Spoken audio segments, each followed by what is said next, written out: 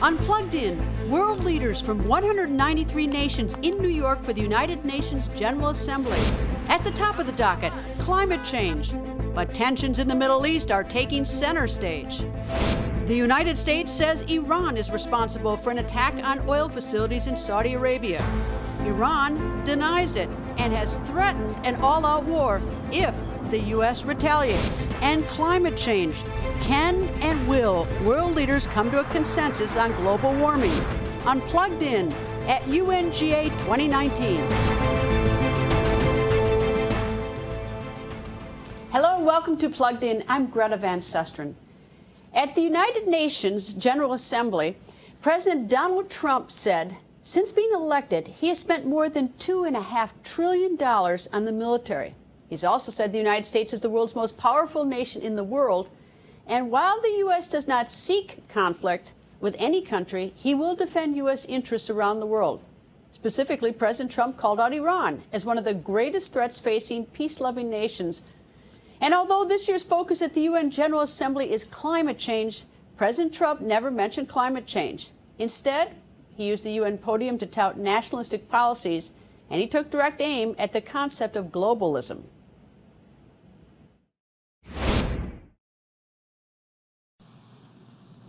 Americans know that in a world where others seek conquest and domination, our nation must be strong in wealth, in might, and in spirit. That is why the United States vigorously defends the traditions and customs that have made us who we are. Like my beloved country, each nation represented in this hall has a cherished history, culture, and heritage that is worth defending and celebrating, and which gives us our singular potential and strength. The free world must embrace its national foundations. It must not attempt to erase them or replace them. Looking around and all over this large, magnificent planet, the truth is plain to see. If you want freedom, take pride in your country. If you want democracy, hold on to your sovereignty. And if you want peace, love your nation. Wise leaders always put the good of their own people and their own country first. The future does not belong to globalists. The future belongs to patriots. The future belongs to sovereign and independent nations who protect their citizens, respect their neighbors, and honor the differences that make each country special and unique. At the center of our vision for national renewal is an ambitious campaign to reform international trade. For decades, the international trading system has been easily exploited by nations acting in very bad faith. As jobs were outsourced, a small handful grew wealthy at the expense of the middle class. In America, the result was 4.2 million lost manufacturing jobs and $15 trillion in trade deficits over the last quarter century. The United States is now taking that decisive action to end this grave economic injustice. Our goal is simple. We want balanced trade that is both fair and reciprocal. The most important difference in America's new approach on trade concerns our relationship with China. In 2001, China was admitted to the World Trade Organization. Our leaders then argued that this decision would compel China to liberalize its economy and strengthen protections to provide things that were unacceptable to us, and for private property, and for the rule of law. 2 decades later, this theory has been tested and proven completely wrong. Not only has China declined to adopt promised reforms, it has embraced an economic model dependent on massive market barriers, heavy state subsidies, currency manipulation, product dumping, forced technology transfers, and the theft of intellectual property, and also trade secrets on a grand scale. The United States lost 60,000 factories after China entered the WTO.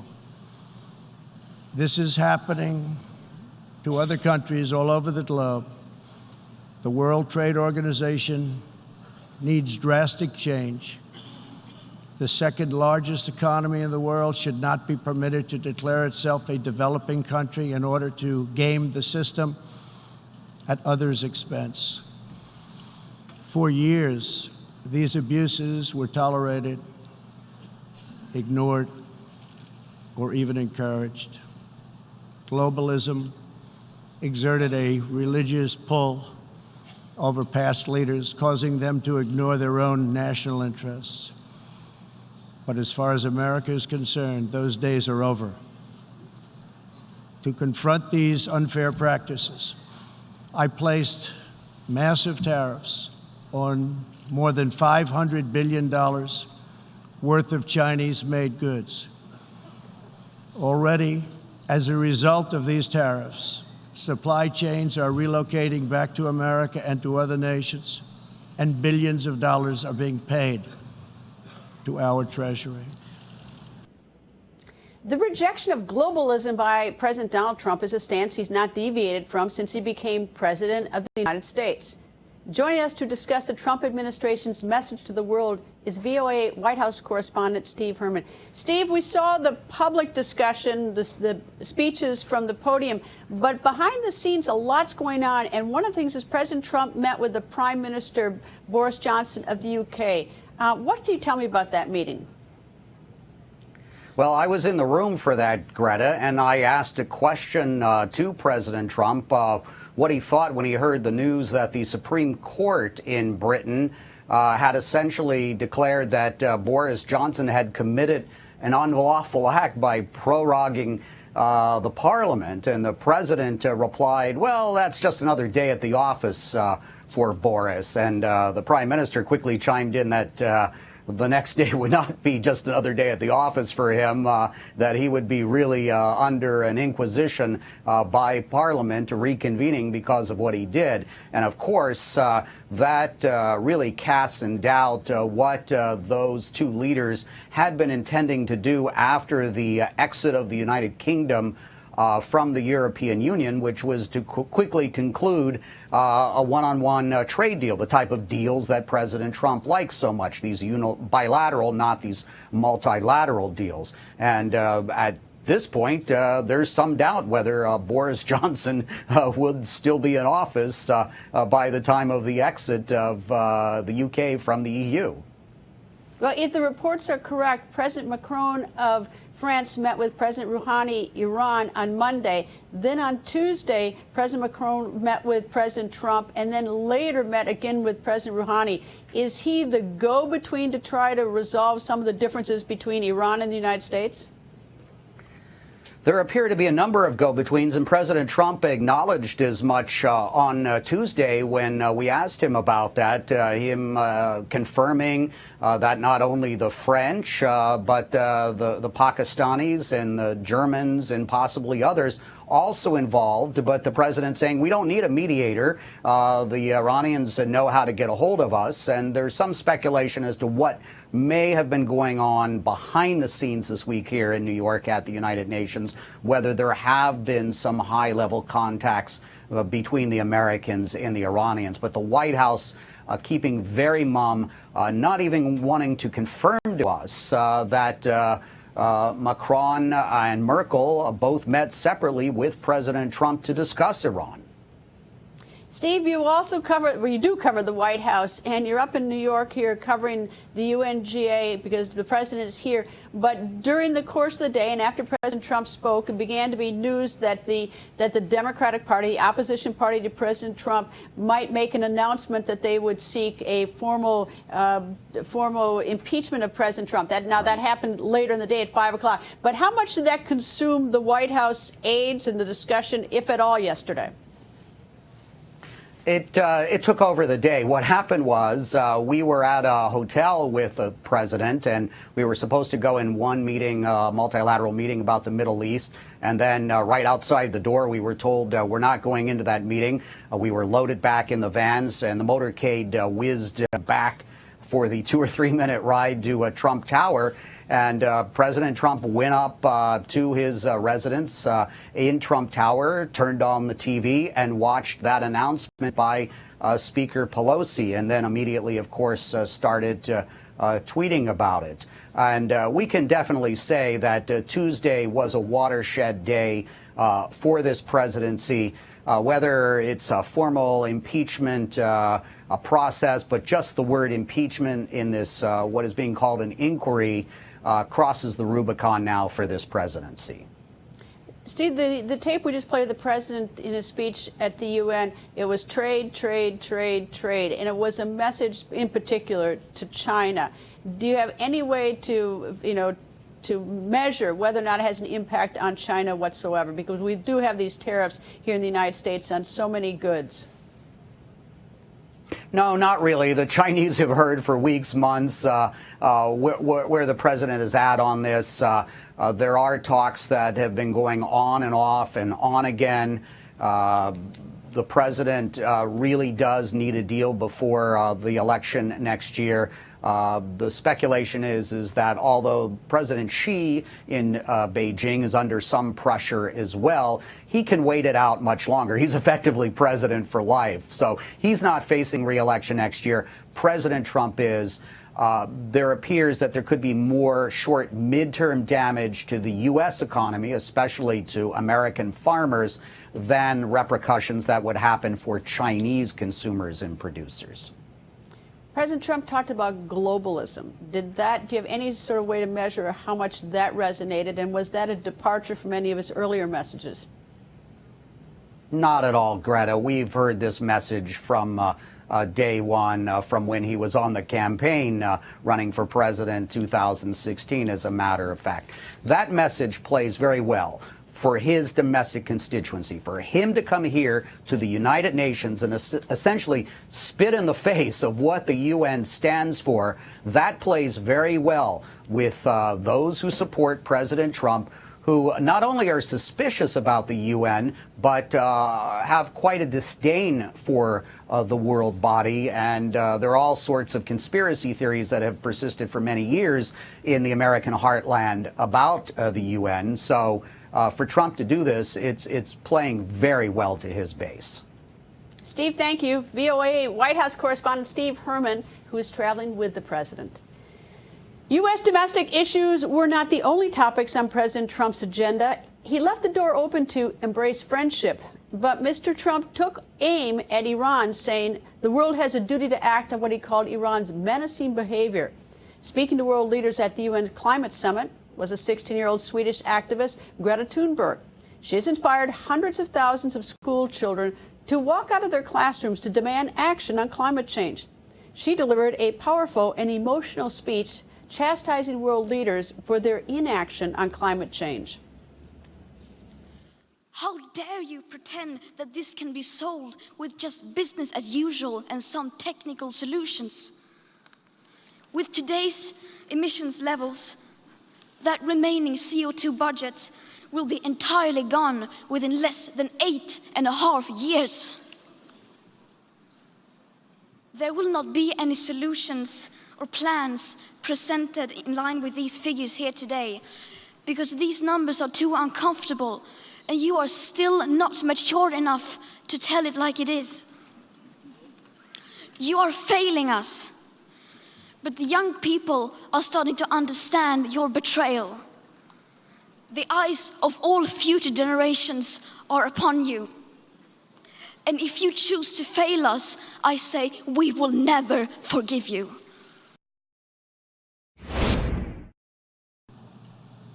The United States does not seek conflict with any other nation. We desire peace, cooperation, and mutual gain with all.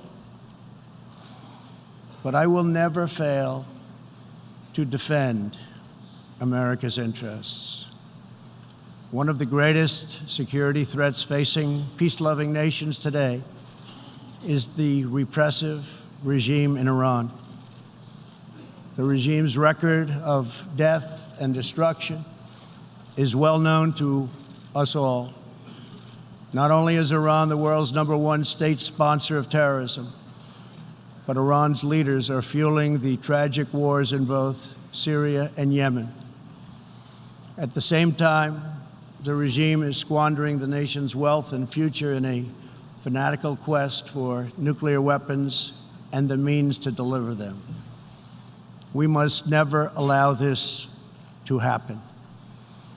To stop Iran's path to nuclear weapons and missiles, I withdrew the United States from the terrible Iran nuclear deal, which has very little time remaining, did not allow inspection of important sites, and did not cover ballistic missiles. Following our withdrawal, we have implemented severe economic sanctions on the country.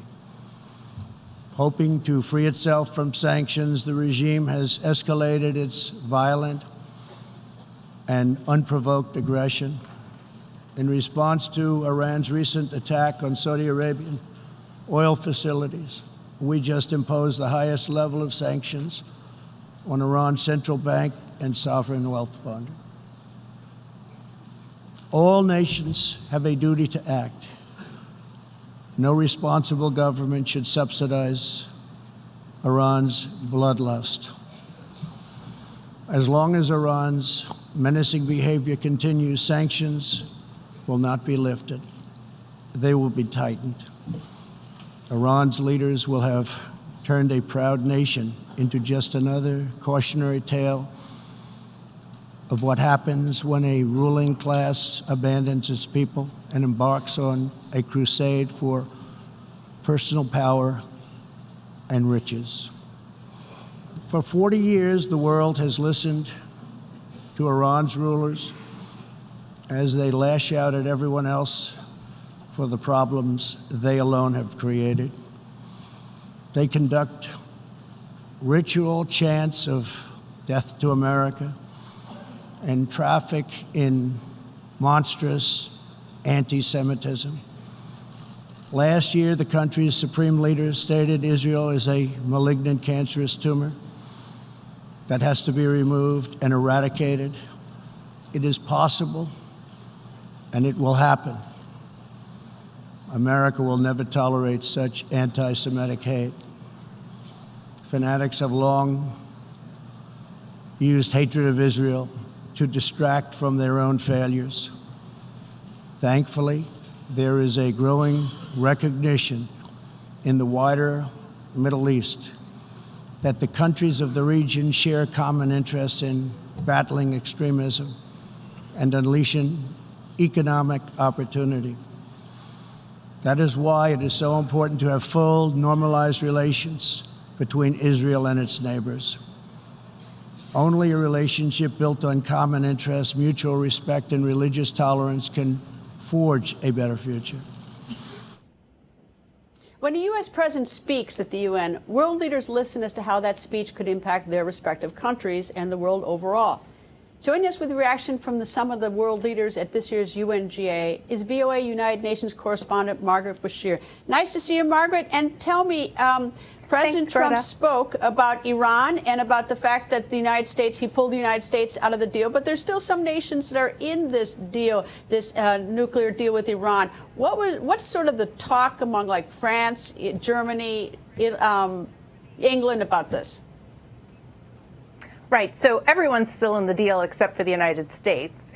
and that would be the other permanent members of the Security Council, so Britain, France, China, and Russia, plus Germany, plus Iran. And the ministers from those countries actually had a meeting this morning here at the United Nations. Federica Mogherini, the European Union foreign policy chief, spoke to reporters afterwards. She said that they urged Iran to come back into compliance on the nuclear deal, and she said she still holds out hope that the deal can be saved.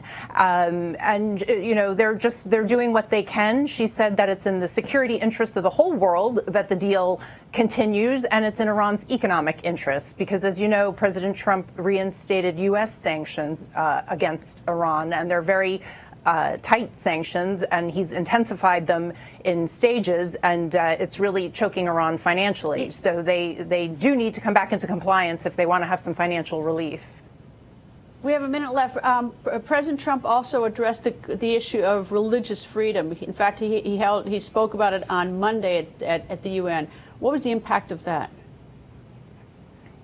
Well, this is an initiative that also the UN is pursuing. The Secretary General announced in September, a couple of weeks ago, that he is pursuing a very similar initiative.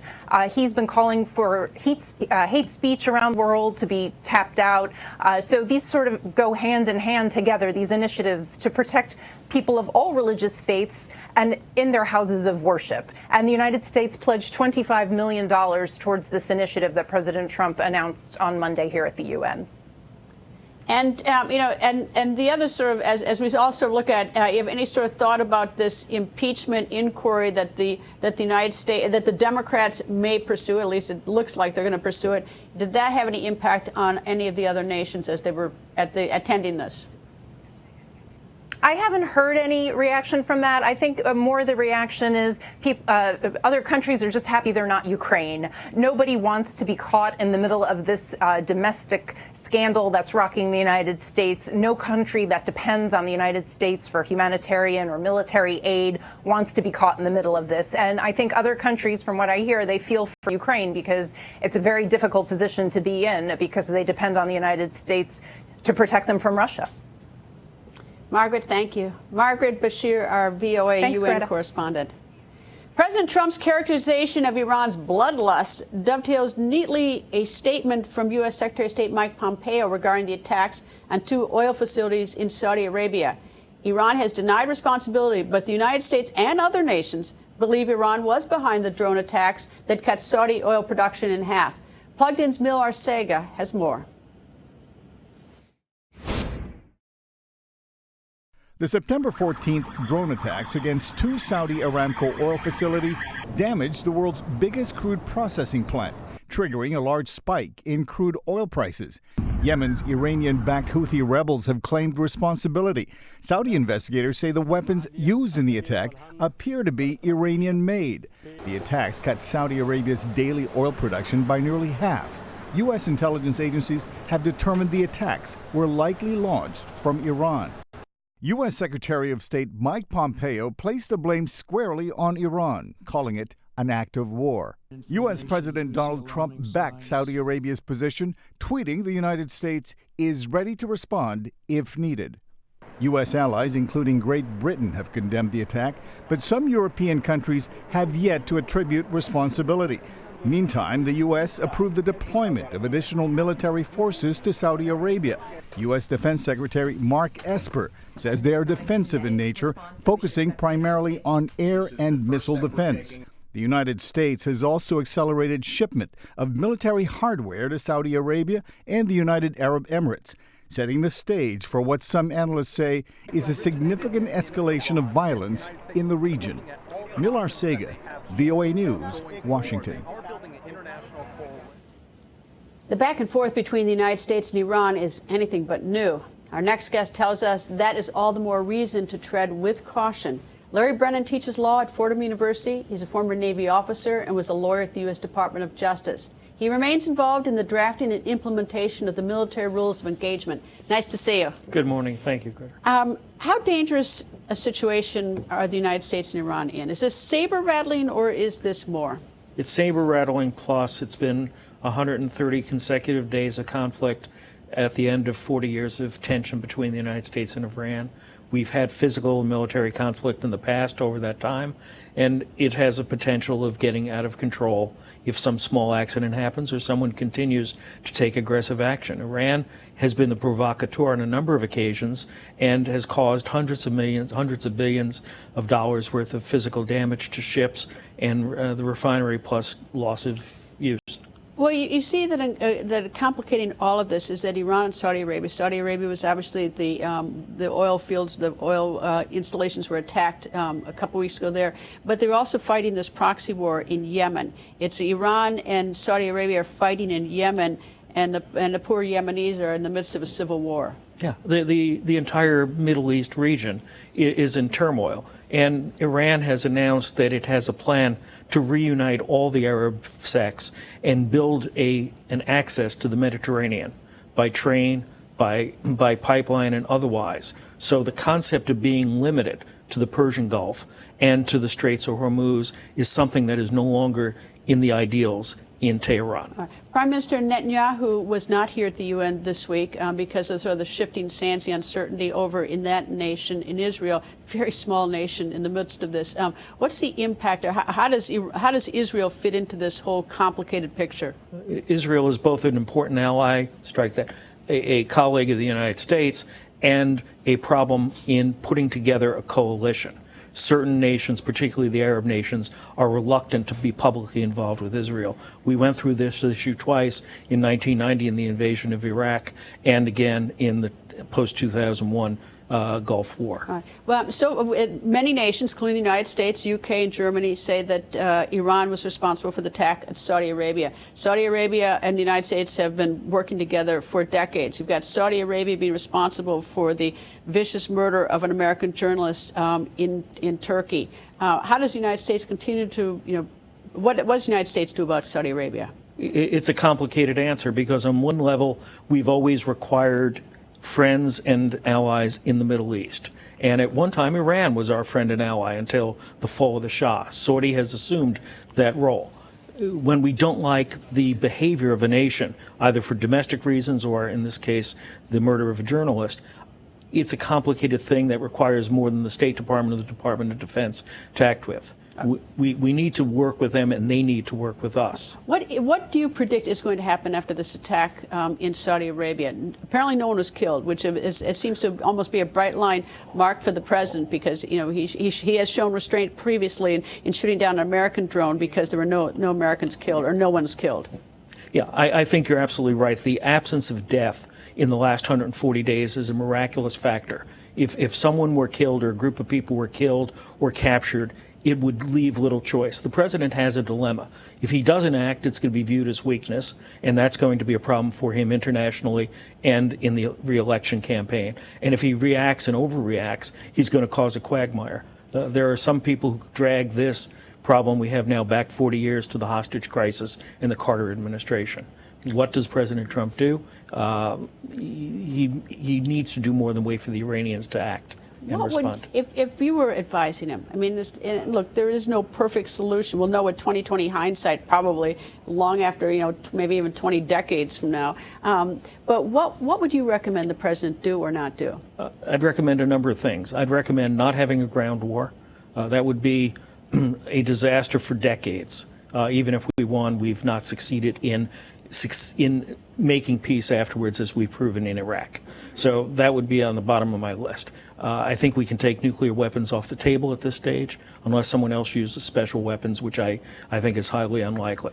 So we respond to the Iranian attacks in force, and we do what we did in the tanker war in the late 1980s. We destroy the economic means, because if you look at the bottom of the line of Iran, all of their conflicts, even going back to 1979-81 with the hostages, it always resolved itself around economic issues. Right. And the president has upped the sanctions out, so there is more economic pressure. Thank you very much for joining us. Thank you so much. That's all the time we have for today. Stay plugged in by liking us on Facebook at Voice America. You can also like my Facebook page at facebook.com/Greta. And do follow me on Twitter at Greta.